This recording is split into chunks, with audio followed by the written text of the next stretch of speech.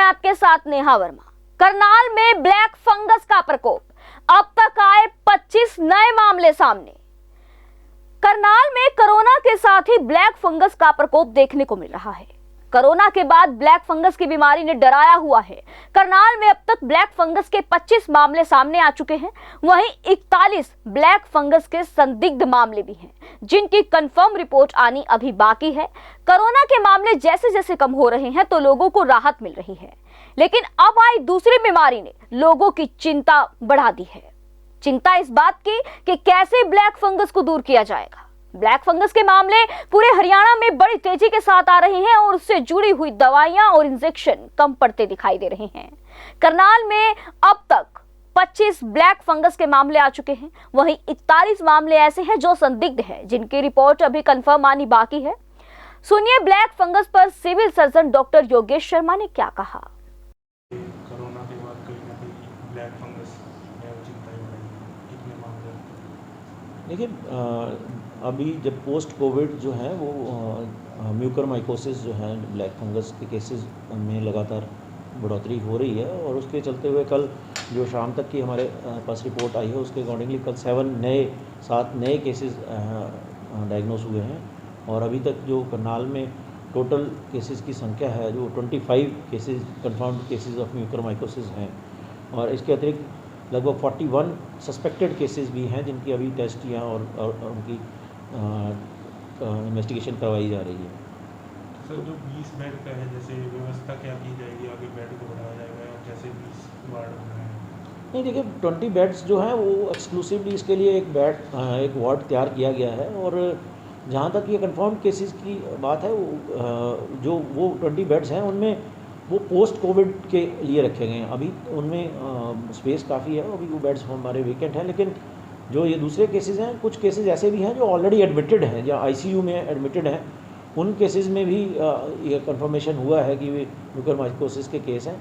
तो अभी बेड्स की कोई इशू नहीं है, और अगर ज़रूरत पड़ेगी तो बेड्स को और भी कल्पना चावला मेडिकल कॉलेज में इसको बढ़ाया जाएगा।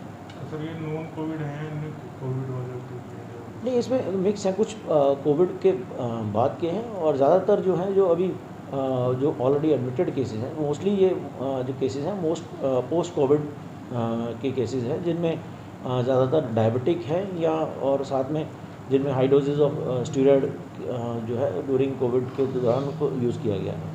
तो सर, किस तरह की दवाई और मेडिसिन वगैरह प्रॉपर हैं?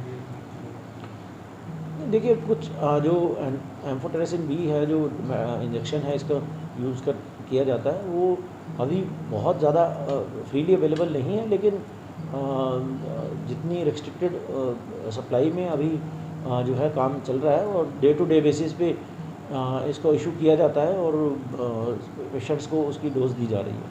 तो सर, क्या कहना चाहेंगे, किस तरह से बचाव हो सकता है? नहीं, मैं जैसा कि पहले भी हम बार बार कहते हैं कि जो पेशेंट पोस्ट कोविड पेशेंट जो ठीक होके जा चुके हैं उनको ना केवल जो डायबिटिक हैं बल्कि जो नॉन डायबिटिक पेशेंट भी हैं, जो उनका स्टीरॉयड वगैरह यूज़ हुआ है, उनको पूरा अपना ध्यान रखना है, और उसमें रेगुलरली अपना ब्लड ग्लूकोज लेवल जो है वो रेगुलरली कम से कम 1 महीने तक अपना चेक करते रहना है। और उसके अतिरिक्त जो अर्ली साइंस हैं कि यूनिलेटरल फेस के ऊपर स्वेलिंग होना, नाक से डिस्चार्ज आना, ब्लरिंग ऑफ विजन होना, कहीं ना कहीं दांत में दर्द वगैरह होना, ये सारी जो चीज़ें इंपॉर्टेंट अर्ली सिम्टम्स हैं वो इमीडिएटली जो है हमें उसको देख के अपने डॉक्टर्स के पास जाके अपने परामर्श करवाना चाहिए।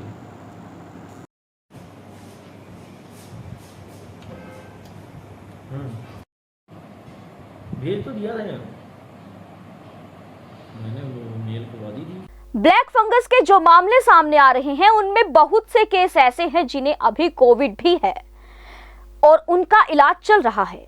साथ ही वो मामले भी हैं जो कोविड से तो ठीक हो गए हैं पर उन्हें ब्लैक फंगस है और उनका इलाज कल्पना चावला मेडिकल हॉस्पिटल में चल रहा है।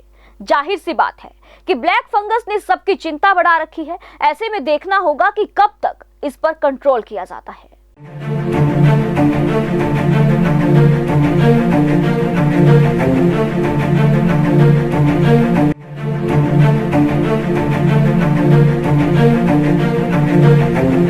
ऐसा अवसर फिर नहीं मिलेगा। अब हरियाणा सरकार की दीनदयाल आवास योजना के अंतर्गत सेक्टर 1 तरावड़ी में 135 और 142 गज के प्लॉट्स मात्र 21,000 रूपए देकर बुक करवाएं। क्रेडिट सोसाइटी, सड़क, sewerage, street light, park, community centre, तुरंत रजिस्ट्री और पोसेशन भी। कॉल 9466034000।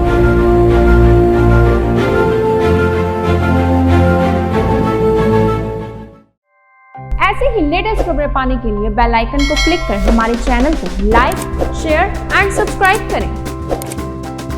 धन्यवाद।